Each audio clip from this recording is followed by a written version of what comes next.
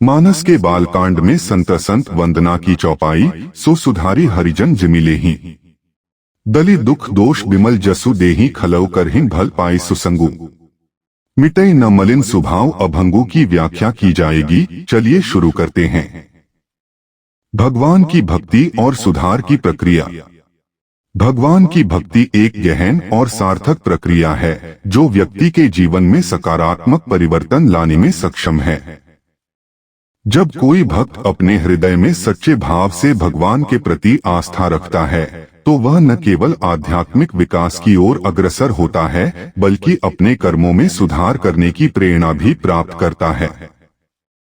भक्ति का यह मार्ग व्यक्ति को अपने भीतर की बुराइयों को पहचानने और उनसे लड़ने का साहस देता है।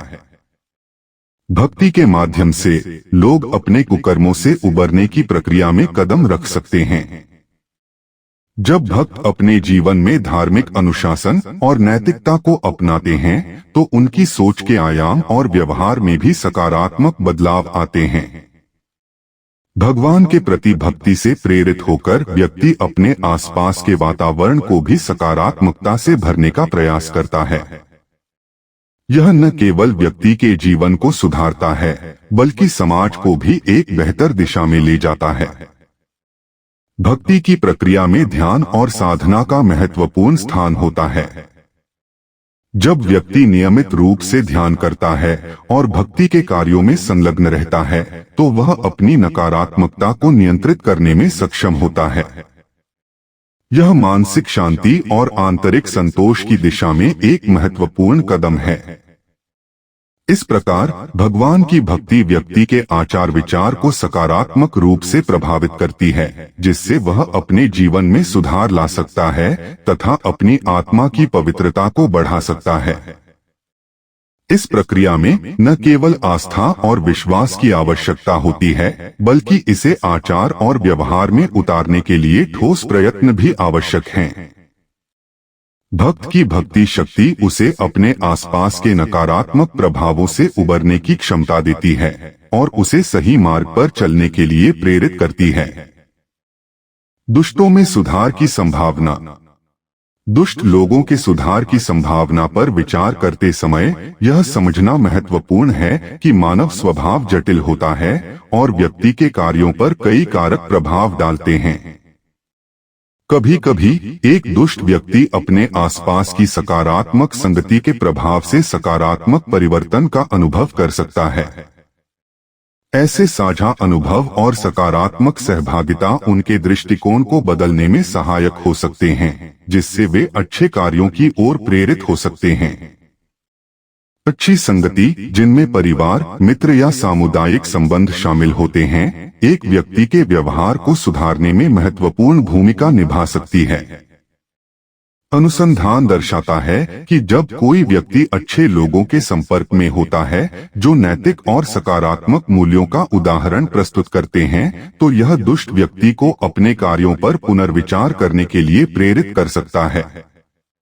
इस प्रकार सकारात्मक संगति का प्रभाव दुष्ट स्वभाव वाले व्यक्ति के लिए सुधार का मार्ग प्रशस्त कर सकता है।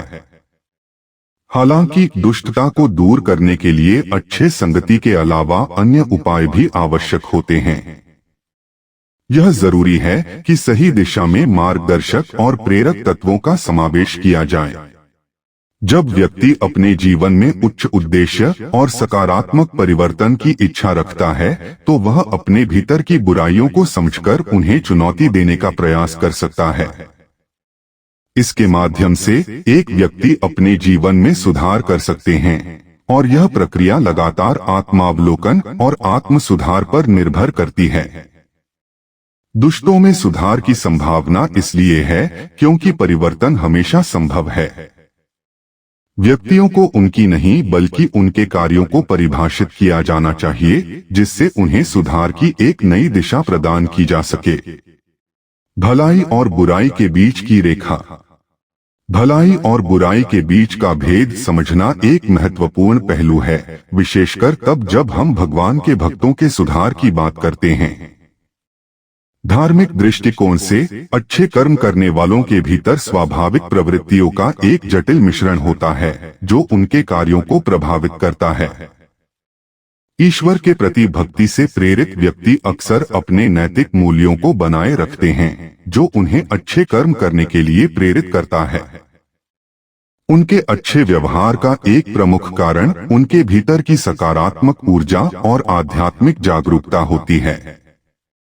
इस संदर्भ में यह महत्वपूर्ण है कि हम यह समझें कि अच्छे कर्म केवल बाहरी प्रदर्शनों तक सीमित नहीं होते, बल्कि यह व्यक्ति की आंतरिक सोच और भावना पर निर्भर करते हैं। जब एक व्यक्ति भक्ति से प्रेरित होता है तो वह सामाजिक दायित्वों के प्रति गंभीरता से व्यवहार करता है, जिससे उसकी अच्छाई को और बढ़ावा मिलता है। अच्छा कर्म करते रहने के लिए यह आवश्यक है कि व्यक्ति अपनी आत्मा की गहराइयों में झांके और अपनी प्रवृत्तियों को सुधारने का प्रयास करें। हालांकि दुष्ट व्यक्तियों के लिए परिस्थितियां भिन्न होती हैं। उनका स्वभाव अक्सर नकारात्मक प्रवृत्तियों से भरा होता है, जो उनके लिए अच्छे कर्मों की दिशा में कदम बढ़ाना कठिन बनाता है। ऐसे व्यक्तियों का सुधार कभी कभी असंभव प्रतीत हो सकता है, क्योंकि उनकी नकारात्मकता गहरी होती है। जब वे अच्छा करने का प्रयास करते हैं, तो उनके अंदर की बुराई अक्सर उनके प्रयासों पर हावी हो जाती है। प्रक्रिया के दौरान उनकी अपेक्षाएं और इच्छाएं विपरीत दिशा में हो सकती हैं, जिससे उन्हें सुधारने में चुनौतियों का सामना करना पड़ता है। आध्यात्मिक जागरूकता का महत्व। आध्यात्मिक जागरूकता एक ऐसा अवधारणा है जो व्यक्तिगत विकास तथा सुधार के लिए अत्यंत महत्वपूर्ण है। जब व्यक्ति अपनी आंतरिक स्थिति का विश्लेषण करता है, तो उसे अपने विचारों, भावनाओं और कार्यों के प्रति अधिक संवेदनशीलता मिलती है। यह संवेदनशीलता व्यक्ति को आत्मदोष के बंधनों से मुक्त करने में सहायक साबित होती है। आत्मिक युक्ति और अहंकार का त्याग व्यक्ति को अपने अंदर की सच्चाइयों का सामना करने की क्षमता प्रदान करता है। परिणामस्वरूप वह अपने जीवन में सकारात्मक परिवर्तन की यात्रा पर निकल सकता है। आध्यात्मिक मार्गदर्शन, जो कि धर्म और तात्विक शिक्षाओं द्वारा प्रदान किया जाता है, लोगों को एक दिशा देता है। यह मार्गदर्शन व्यक्ति को एक उद्देश्य की प्राप्ति में मदद करता है और उन्हें अपनी वास्तविकता से अवगत कराता है। आध्यात्मिक जागरूकता के माध्यम से व्यक्ति अपने आसपास की घटनाओं और अनुभवों का अर्थ समझने लगता है, जिससे उसकी सोच और दृष्टिकोण में परिवर्तन आता है। इस प्रक्रिया में व्यक्ति अपने जीवन में संतोष और शांति को खोजने की ओर अग्रसर होता है। सकारात्मक परिवर्तन की इस प्रक्रिया में व्यक्ति को यह समझ में आता है कि असली सफलता बाहरी साधनों से नहीं, बल्कि आंतरिक विकास से प्राप्त होती है। आध्यात्मिक जागरूकता न केवल आत्म साक्षात्कार की ओर अग्रसर करती है, बल्कि इसके द्वारा व्यक्ति समाज में भी बेहतर नैतिकता एवं जिम्मेदारी के साथ योगदान कर सकता है।